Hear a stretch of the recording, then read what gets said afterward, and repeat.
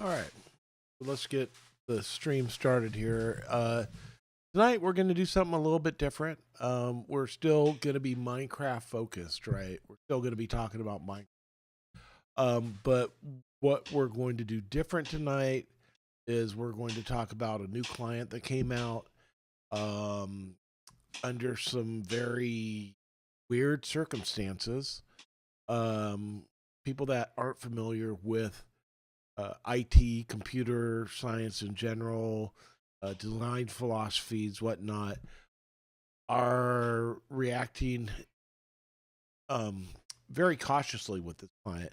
And I'm going to say I don't blame them because you get used to things being one way, right? You expect everything after that to be the same way. And there's things that this client does or has done that is very sus to a lot of people, right? Not so much me. I'm just not one of those people that is gonna get too freaked out by it. But let's go ahead and get started here. I'm gonna shrink myself down.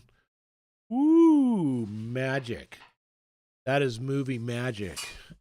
So, this person named Pluto, the last few days has been pawning the client in 2B2T chat. They also friended me, and they sent me a link to this YouTube channel. So let's watch this video together. So he's got the chunk borders up, right? And actually, there are people that I know. I know Manahaki. I know Enkobot. So this guy is definitely on CBT, or maybe he's faking the chat. I don't know. But to me, why would he go through all that trouble? So he's got a shulker full of dough. Puts it in the chest. Down tight.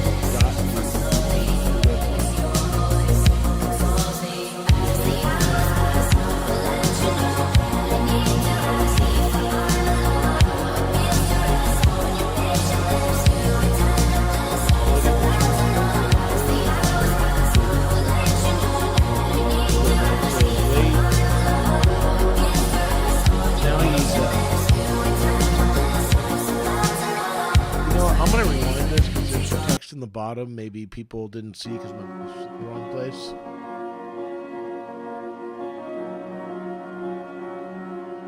Active Duke method, October 2023. This is for you. You will need item you want to dupe, 2 chest or any other barrel, 3 specialized client. I use Pluto client. 4 preferably go to shack to protect yourself. So there's some shulker for the totem. Shulker inside the rock now. This one that you range and maybe barrel pins in the chest, like outside.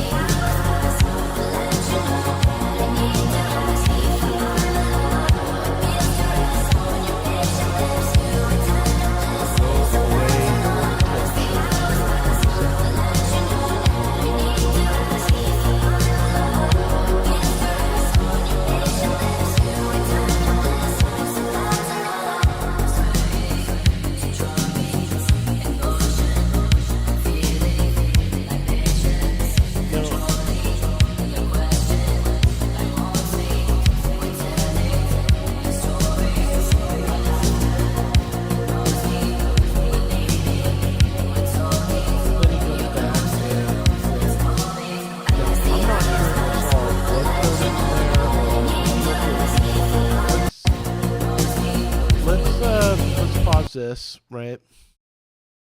We're going to make our playback speed 0.25 and we're going to watch this slowly. Turn that volume down because that can be a bit ear rapey. So he's got 2 shulkers in there. Interesting.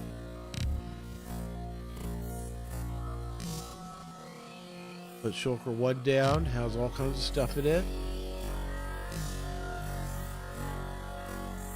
Now, I guess he's gonna.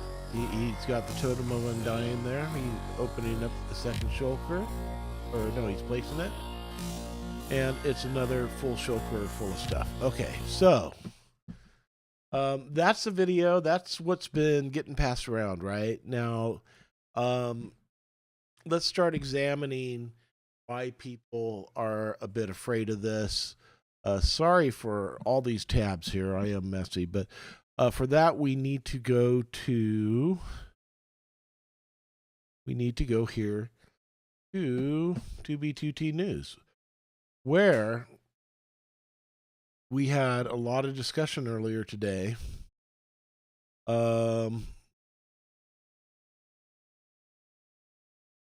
So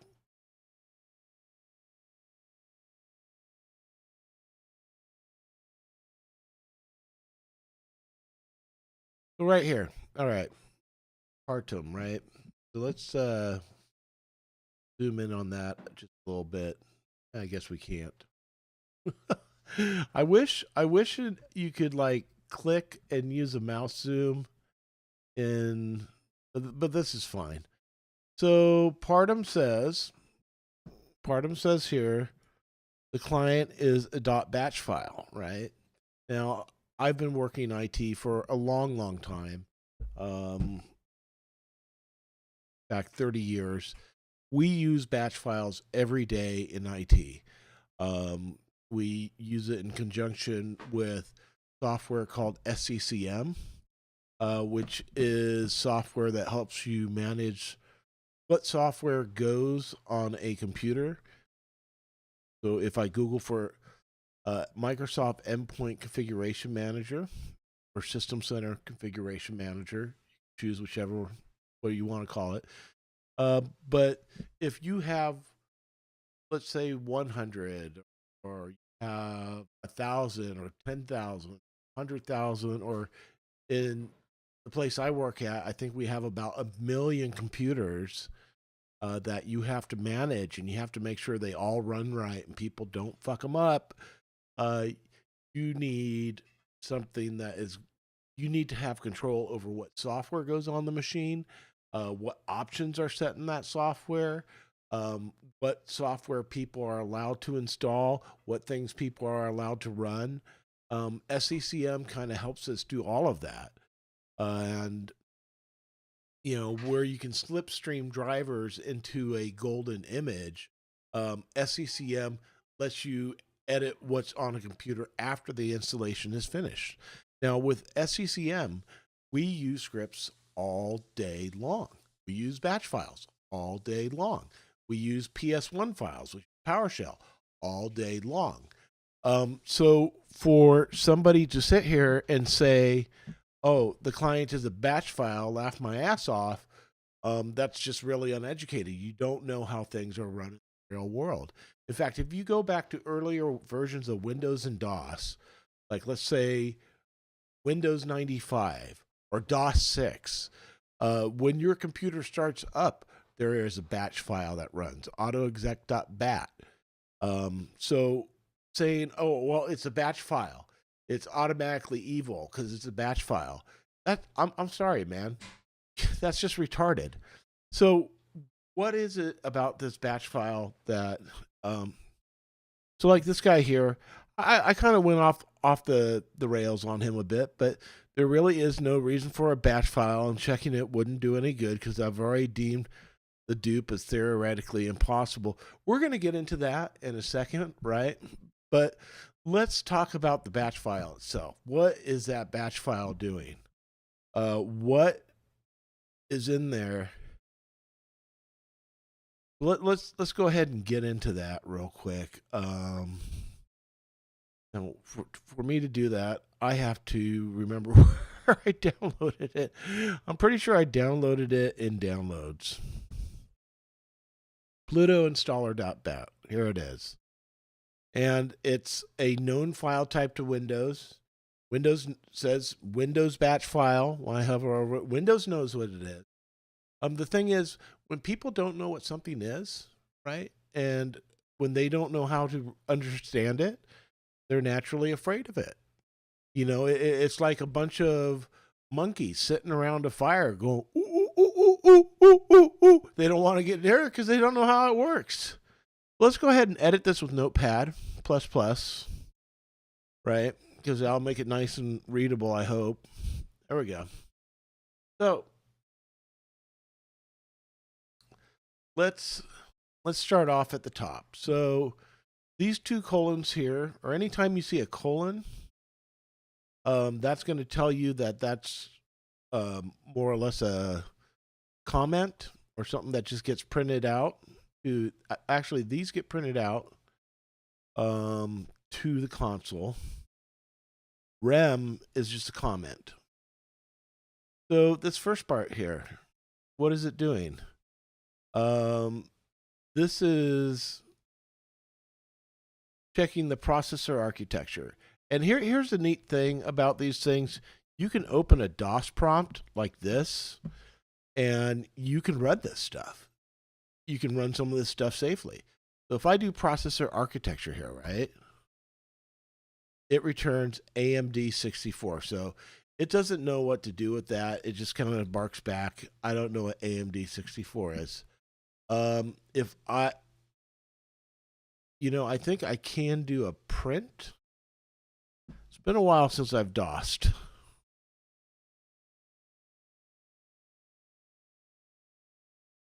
Oh, no. Okay. Well, that doesn't matter.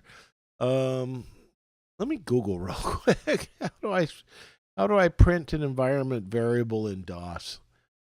God, because I'm nothing but PowerShell these days, so this is kind of outdated for me too. How do I print an environment variable in DOS? Echo. Should have known. So let's do echo.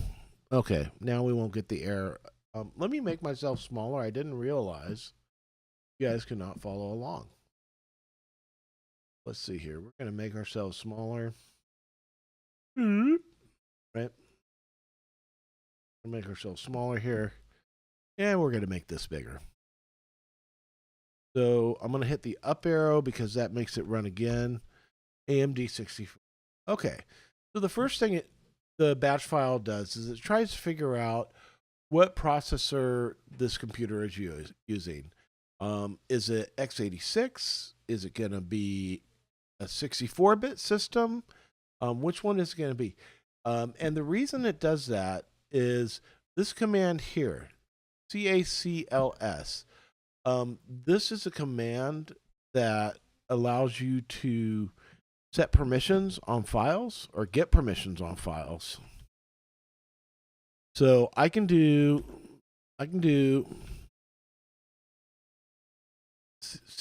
CACLSC/temp, and it tells me everything that has permission to the temp directory, right? So administrators, system users, authenticated users, it gives me all those permissions. So what it wants to do is it wants to figure out if on system root what the permissions are on system 32 config system. And system root is very simple. It's echo. It's where the base directory of Windows is installed. In my case, it's C/Windows. So moving on, once it knows what the permissions are on that folder, error level is a bit more intricate to describe what it does. You can almost think of it as a backwards variable, very special variable in DOS. But when programs exit, they're going to exit with either a 0 or a 1, right? So 0 means abnormal, or normal. 0 means normal. and a 1 means that it um, exited abnormally. So what it's doing here is it's doing the UAC prompt, right? So it's creating an object. It's creating this Visual Basic script, get admin VBS, and then it's running it, right? And then that's going to pop up a UAC prompt saying, "Oh, welcome to Windows. You know this program wants administrative access. You click yes or no. If you click yes, then it's going to exit normally as a 0, right? If you click no, the error level is not going to equal 0. It's going to equal something else. And then it's basically just either going to go, if error level else, go to godadmin. Okay, so basically what this will do is keep looping through, right? It's going to keep looping through the UAC prompt until it has admin.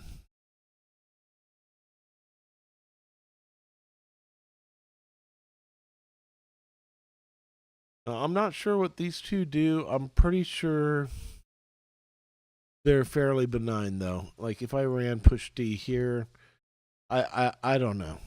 You know, let's Google it just to be sure, because I don't want people to come back and watch this video and say, "Oh, you dumb bastard! Look, I'm also gonna check chat real quick."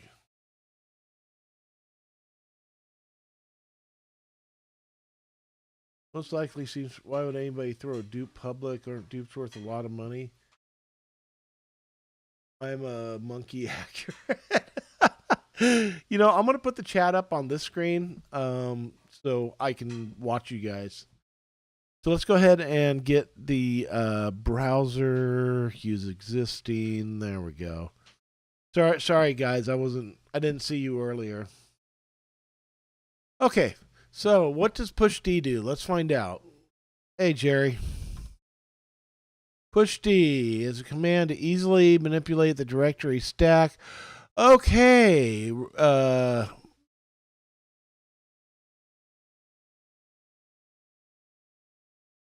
Okay. So I get what that means. Basically, when you do a dir, let's do a dir/attribute D. So we only get the directories. Push D is going to reverse this, if I'm understanding this correctly. But it's a well-known Linux command. It's nothing that is deleting your system32, for example. All right, so let's move on. Let's go ahead and look at the rest of this batch file.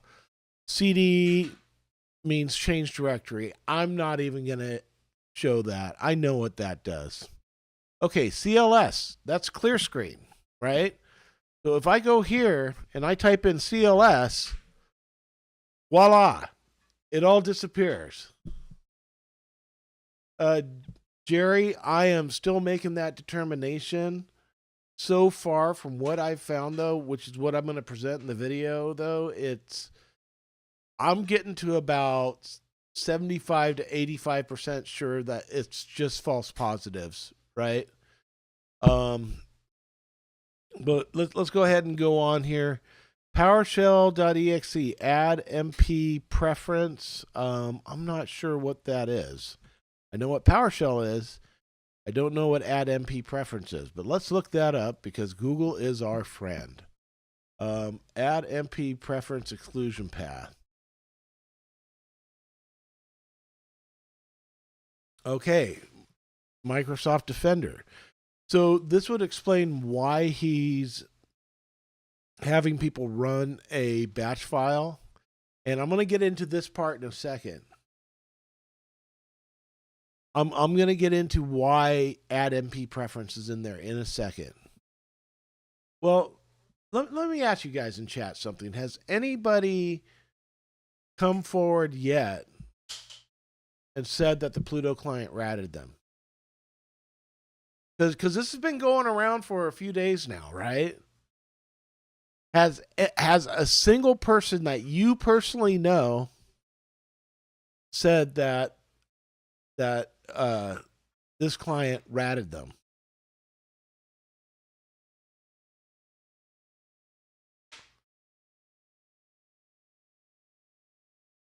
I'm gonna give these guys a chance to answer,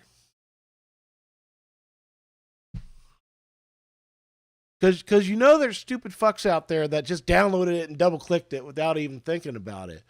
Surely, let's say we have about what 10,000 players on 2B2T in a month. Let's say 1% of those fucking downloaded it. That's at least 100 people.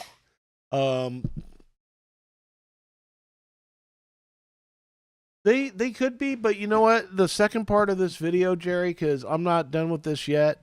Somebody did give me a good idea. I'm gonna run this in a virtual environment.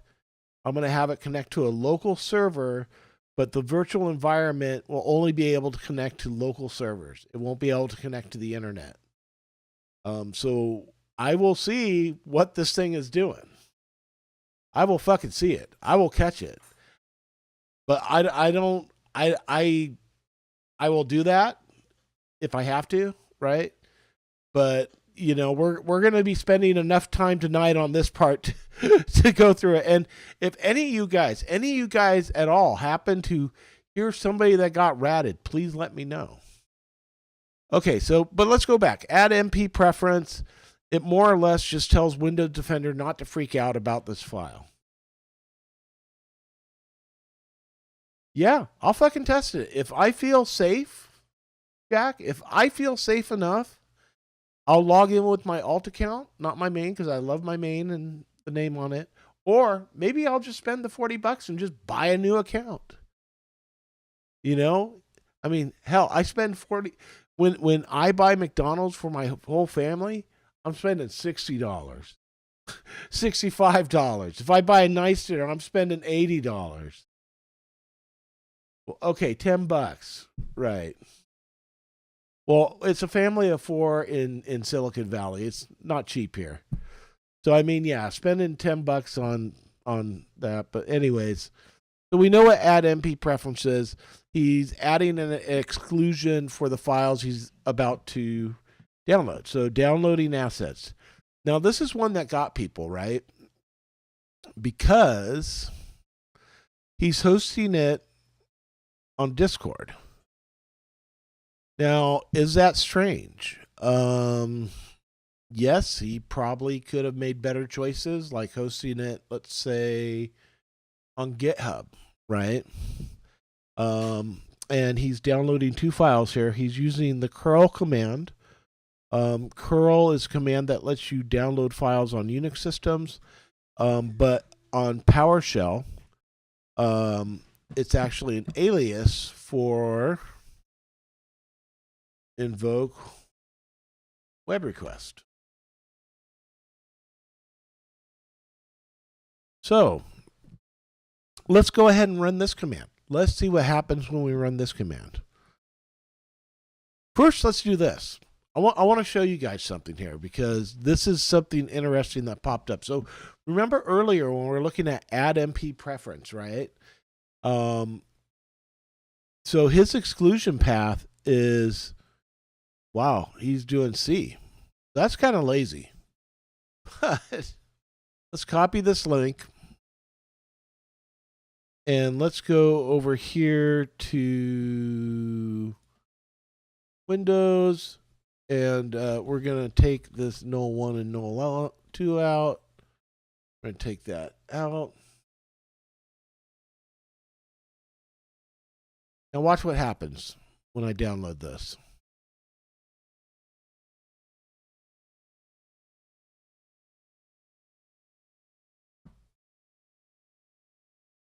If I extract this,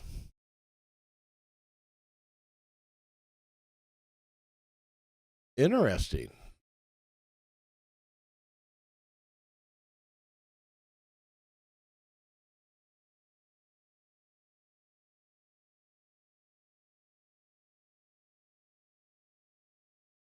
Interesting. So You can see how the security says this came from another computer. It might be blocked to help protect this computer. So yeah.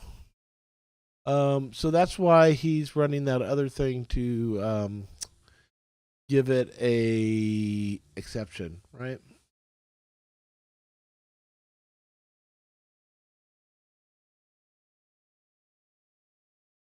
Let's go ahead and close that one out. Now we're going to go ahead and do the other one, which Windows Defender really seemed to hate a lot.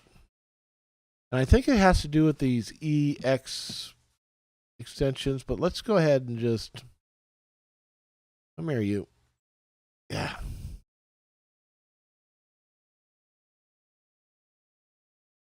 Windows Defender went crazy.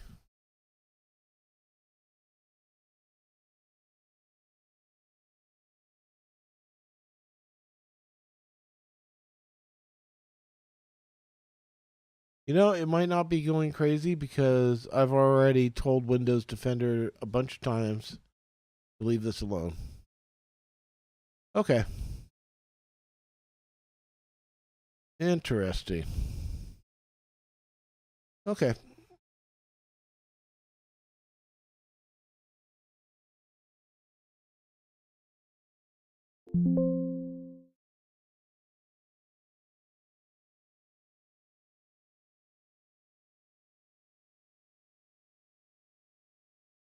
So we're going to look at this stuff in a second here, but let's go back to these files.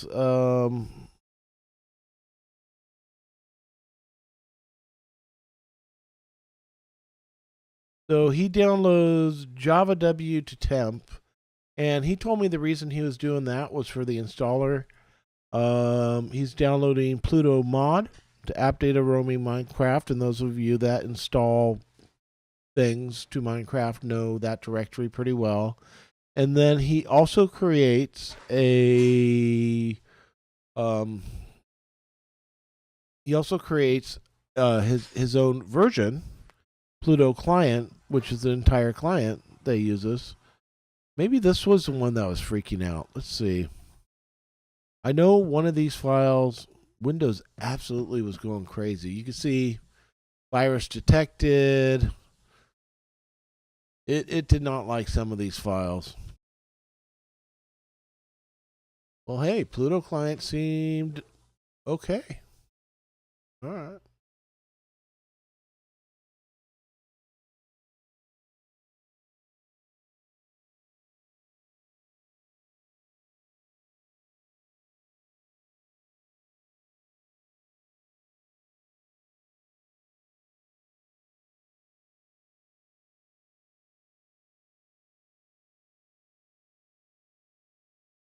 Well, maybe this is the one that Windows Defender did not like because it is taking an awful long time for this to show up. No, no, no, that was fine too. All right. Well, let's extract all. Extract. See what's in here.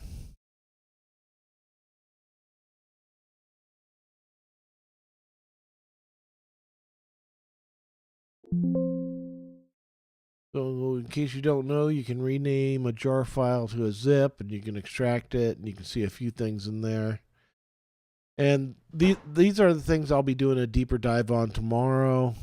Um, but for now, we're just lightly going to go over a few things here. Um, but it looks like just a lot of classes, a lot of Java classes. Now, seeing how these are all named, it looks almost like some of it could be obfuscated. I don't know. I guess we'll see.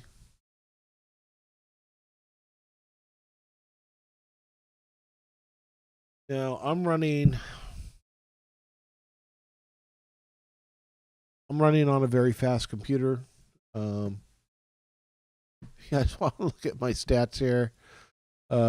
This is an NVMe. This is 4 terabyte NVMe. So this thing screams. My computer, my CPU. Where is that? I used to be able to see a CPU in there. Oh, system devices, no.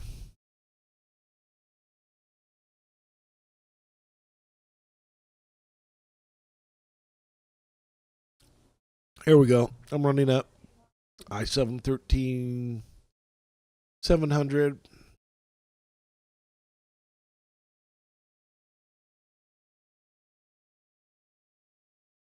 And I got like 32 gigs of RAM, so I'm. Hey, Lexian, how's it going, buddy? Let's go ahead and see if we can see anything in any of these things. But like I said, I think the reason these names are like this is he ran things through an obfuscator.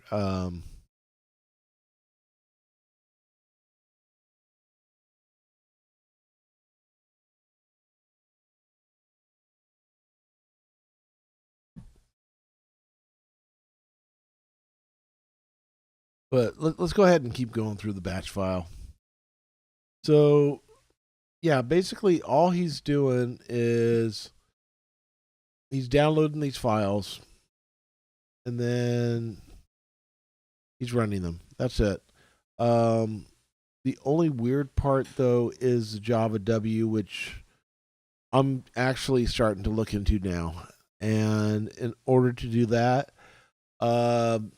so here was his explanation, right? Because I was looking at some of this stuff earlier, and it was sending off red flags with Windows Defender. Let's see if I can.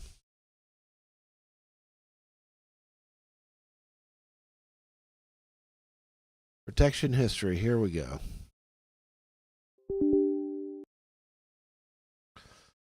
So binder Java W. Here we go. So yeah, this program here, or the Java W, kept coming up as it had some sort of virus in it. But then you look at it, and each time it's coming up with a different virus. So I think these two are the same. Redline GNE mountain bike. Um, but now you look here, same file, and it thinks it's Win32 Depato. Um, Now it thinks it's an Android uh, virus. Now it thinks it's an Android virus again. Oh no, this is for UMOM binder. And I'm going to go ahead and talk about UMOM binder. So, UMOM binder. Let's say you have this. Let me go ahead and make myself a little bigger here. So, let's say you really like Monster Energy Green. Oh, that's not showing up, is it? You may have to turn off some filters for a second here. My messy den. Let's say you really like Monster Green, right? But let's say Monster Blue has a can opener to open Monster Green, right? And you only got one pocket. So, you try sticking Monster Green in your pocket, but then you got to carry Monster Blue around and it's flailing all over the place and not a lot of good. So, what Pluto did was he used a program called a binder that lets you stick two programs together, two cans together like this, so they all fit in one pocket. Um, and this is something that's commonly done. Um, so, yes, I can still drink my Monster Green, but now everywhere I go, I have Monster Blue attached. And it's the Monster Blue that binder program that's setting off the virus detection. It's a false virus. Other programs in the have run into the same issue, because oftentimes what people will do is they will use these type of programs to create viruses, right? Like they'll hide a malicious payload in what looks like an otherwise legitimate program. And that's kind of what happened here. Not yet.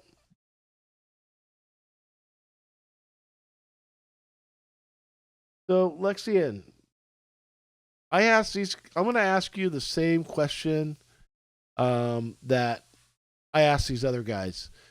Do you know somebody who ran it and they got hacked?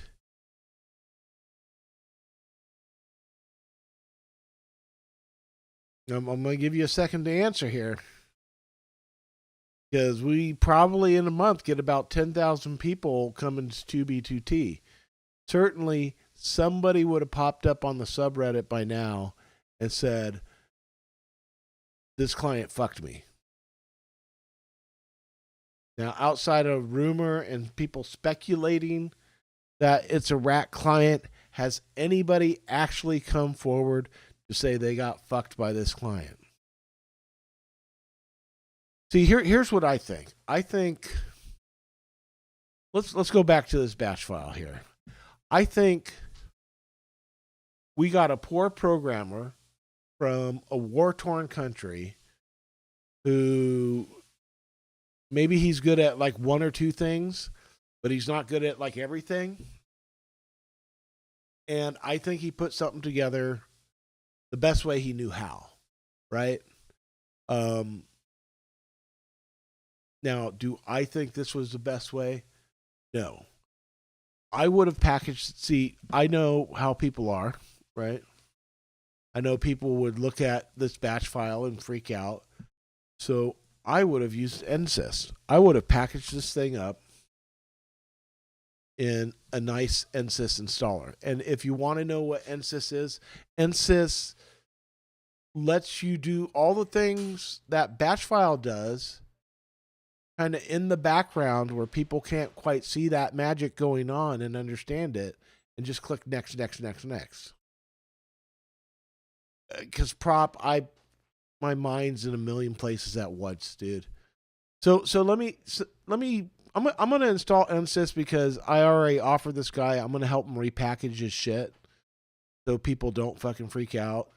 But I'm installing NSYS so you can see what the installer looks like. And I'm gonna go into another point here on all of this too. So if you've ever had this kind of installer where you run it and you click next, I agree. Click next. You click install. That's NSYS. NSYS builds that whole installer to put the program and all the shit it needs to run on your computer. And the guys that invented NSYS, that was actually the same guys who wrote Winamp. I know these fucking guys. NSYS, for the longest time, also gave false positives like anything bound with UNAM binder. So let's just look. NSYS antivirus. NSYS false positives, right? So this is why I have so many tabs open, by the way, prop. But there are hundreds of false positives made with NSYS. This list contains some of them. So again, let's go into why those false positives exist. This is my... let me turn the filter off and you guys get to see my den of inequity again. I really need it. I know I do. But let's say this is my program that I want to distribute, right? This is NSYS. This is what will take my program and put it in my pocket, open the can, pour a glass, whatever I need it to do to get it fucking installed. You know, that's what this does. And when you have an installer, you actually have two programs glued together. So what's happening is, again, a virus scanner, it's not going to look, the virus scanner is not going to look down here. The virus scanner is only going to look at the top part. And if it sees something that it's seen on bad shit, then automatically anything with this top part, the virus scanner is going to say is bad. And this has happened to legitimate software. This has happened to legitimate software. Not just this client. So I know this for a fact because earlier today, let's see if I can make it kick now. room like Google Tabs. That's why I got the background remover filter.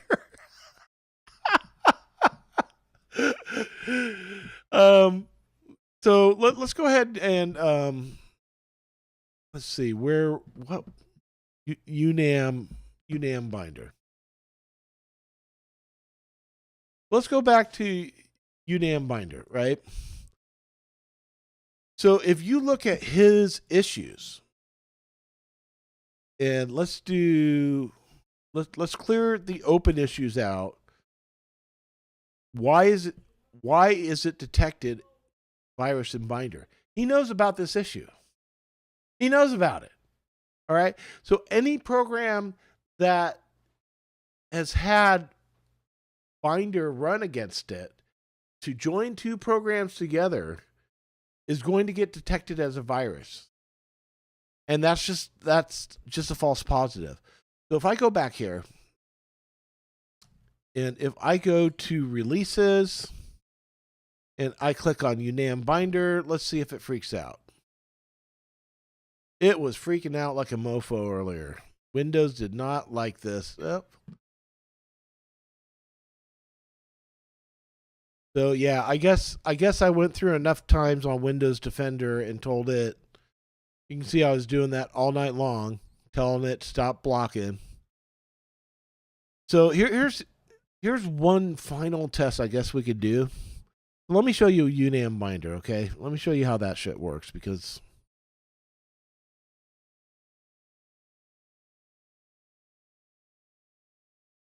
where'd it go? Maybe we just need to close it and rerun it.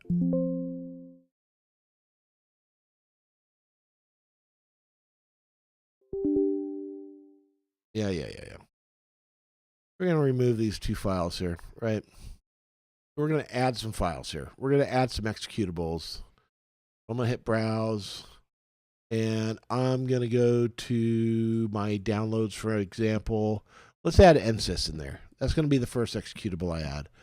And then I'm going to add one more file. I'm going to add downloads. And let's do Notepad++. Let's add that in there. Let's add a third one. Why the fuck not, right? Why the fuck not? Let's add a third one. Where I'm not going to run it till I'm 100%. I'm at 85 right now, right? I am at 85. I will run it when I am damn sure that there's nothing to worry about. Which means I still have some testing to do on it. So, okay, we're taking these three files, right? And we're going to mash them together. That's what binder does. It's going to take these three exe files and mash them together into one. If I hit build, we'll name it caca.exe. If I hit save, I hit build. Okay, it's there. Now, what happens if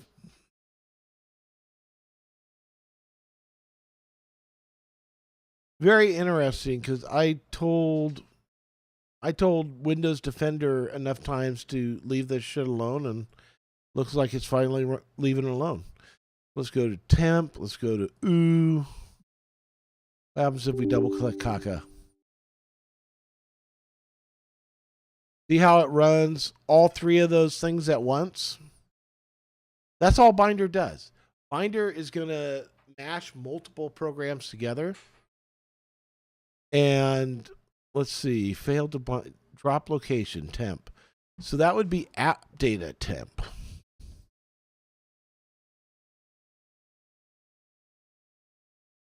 Wouldn't be roaming. It would be local temp. And then I should see some EXEs in there. There they are. So these three were created 627 and 628 now. That's all the binder does. So that being said, I guess there really would be an easy way to test this now to see where this is dropping stuff. Um,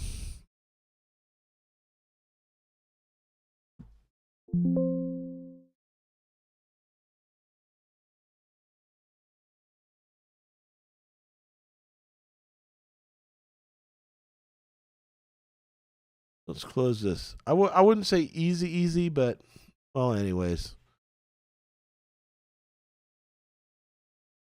So this is the Java w.exe that was freaking out my virus scan earlier. And I'm looking at things in a hex viewer. And sometimes you can get lucky. I can't read machine code. I don't have any idea what any of that shit does. But I can read ASCII text. And then sometimes you'll find things, if it's not too obfuscated, like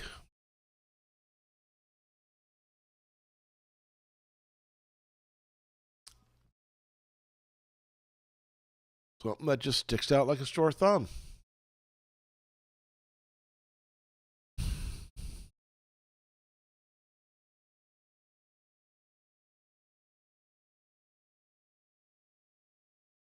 Unfortunately, though, I don't think we're going to find that in this. And I will explain why. Oh, look at that. JLR. Yeah, doesn't look like anything. Usually that kind of stuff's going to be at the end of a program, but because we have several executables smashed together, we don't quite know what they're doing. Let's go ahead and look here. The other thing, too, is if he's Ukrainian, things could be in Ukraine. Yeah, the language.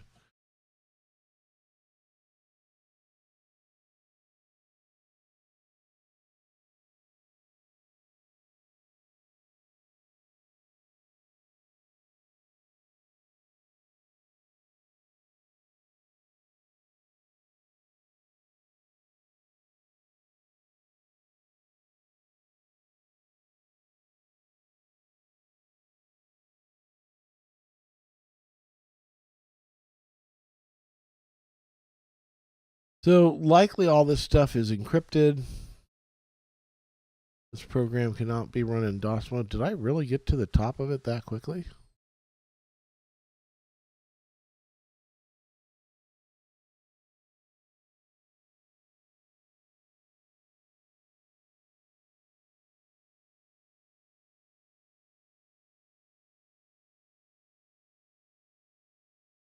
See if we can just find some things here. Come on.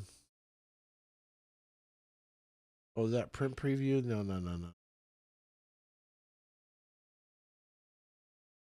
How do I get?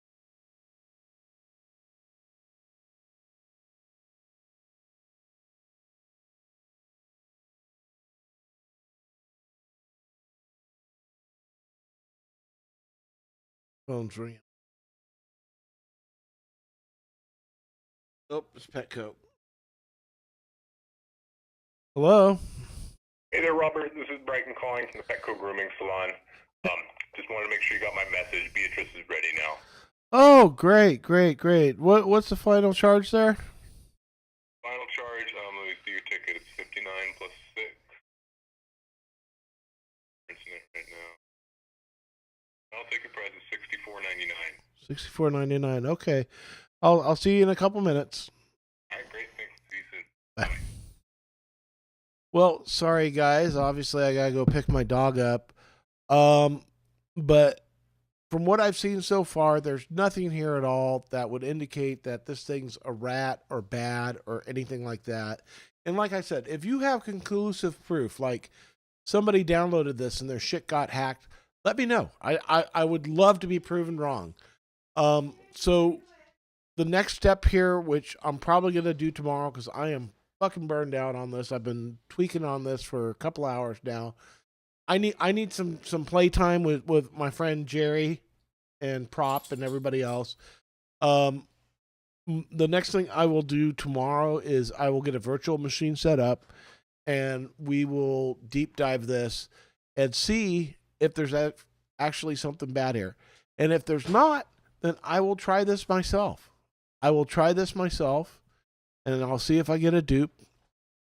I'll do it with a new account running on a VM, and after that, I'm gonna do what I can to help this guy repackage it so it doesn't scare the shit out of people. Because if people they see, like I said in the start of this, if people see something that they're not used to, that, like, let's say every day I walk outside, I see a blue sky, right? And then one morning I walk outside, I see a flaming fucking comet coming down. I'm gonna get scared. Oh, Jerry, we'll get something figured out. All right, don't sweat it. But yeah. So, anyways, I gotta go get my dog. I will see you guys later. Bye.